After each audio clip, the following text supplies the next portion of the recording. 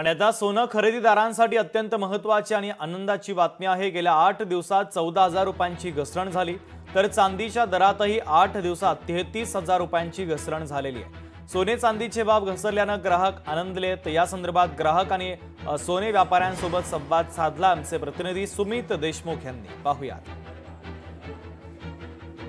दिवाळी निमित्त सोने व चांदीच्या दरात मोठी वाढ झाल्याचं आपल्याला पाहायला मिळत आहे। मात्र दिवाळीनंतर सोने व चांदीच्या दरात घसरण देखील आपल्याला पाहायला मिळते आहे। गेल्या 8 दिवसात सोन्याच्या दरामध्ये 14,000 रुपयाची घसरण, तर चांदीच्या दरामध्ये 33,000 रुपयाची घसरण झाल्याने कुठेतरी आनंदाचं वातावरण ग्राहकांमध्ये पाहायला मिळत आहे। काही ग्राहक आपल्या सोबत जुडलेले आहेत, आपण थेट त्यांच्याशी संवाद साधूया।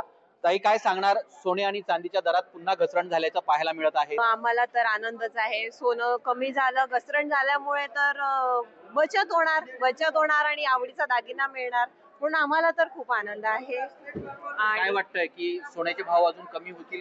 या जे काही सोन्याचे दर कमी होत आहेत त्याचं तुम्ही स्वागत करताय?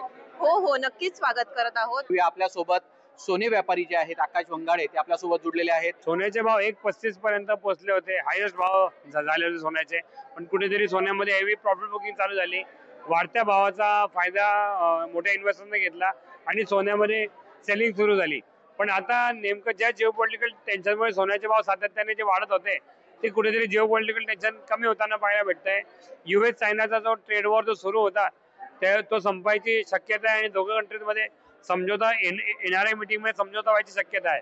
त्याच्यामुळे सोन्याची जी सेफ हेवन डिमांड होती ती थोडी कमी झाली आणि सोन्यामधली इन्व्हेस्टमेंट हळूहळू आता बाहेर निघते।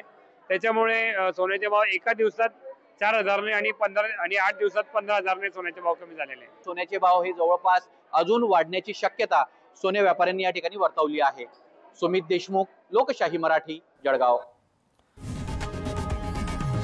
लोकशाही मराठी, ऐका, पहा, जागरूक रहा।